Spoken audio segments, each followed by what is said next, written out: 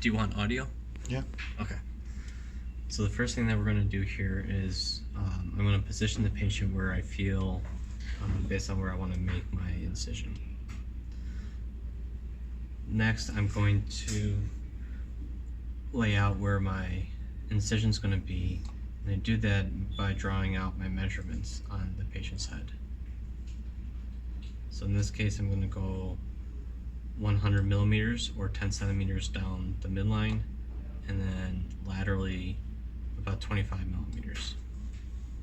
Once I'm satisfied, I use the iPad and go ahead and create my incision. I erase the lines that I just drew, and I switch to my drill. The next thing I want to do is orient my head in the same orientation I'd want to put my catheter in. Also making sure that my drilling is going to be perpendicular to the skull. When I press the foot pedal, I get the vibration for the drill, I hear it,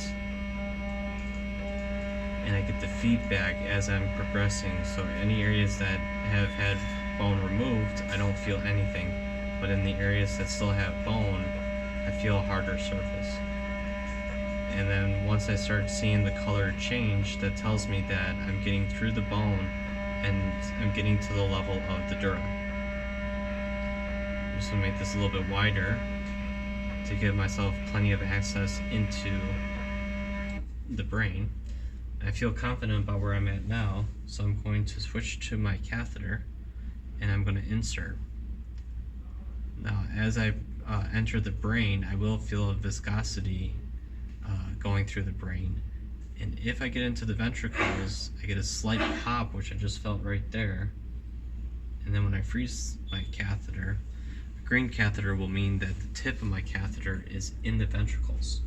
So let's see how I actually did by cutting and looking at the orthogonal slices to see that I got into the ventricles. So this patient would experience some success. I would be able to monitor ICP pressure, or I would have been able to relieve some pressure if it was needed. We can see in the various planes, right Yes. and left, and Sagittal, sagittally, coronal, yeah. Axial. And then this way the planes are, now let's say I did something incorrect. So in this case, I'm going to be completely wrong about my trajectory. So first of all, I see the red catheter. My score is also the distance that the tip of my catheter is to the foramen of Monroe using this coronal approach. So you're doing it wrong, it becomes red. It becomes red, and then also I can see, wow, that was really lateral. I have to go a lot more medial. And you can see the depth was okay, but it just was way too lateral of an approach. And also one of the nice things too is that you can see the way the drilling is inside of the bone. And that's really important to, especially if someone's having trouble getting access, if they're not being perpendicular to the bone, this is a great visual way to show this is why you're off.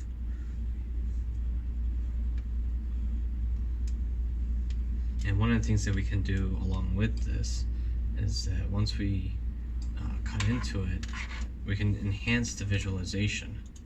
So what I can do is I can go ahead and make the brain, I'm going to make these vessels transparent. And I'm going to load up my slice. So here we have the actual CT slice. And if I was to cut a little bit more and get into the ventricles, you can see how the ventricles are darker on the CT. Actually, you can put a real-time CT and overlap it, right? So we can take the CT, overlap it with the actual volume that we're showing. Yes.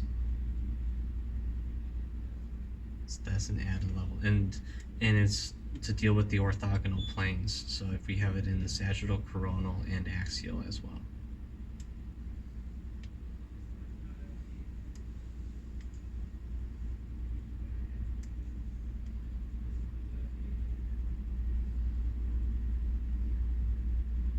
Yep. Thank you.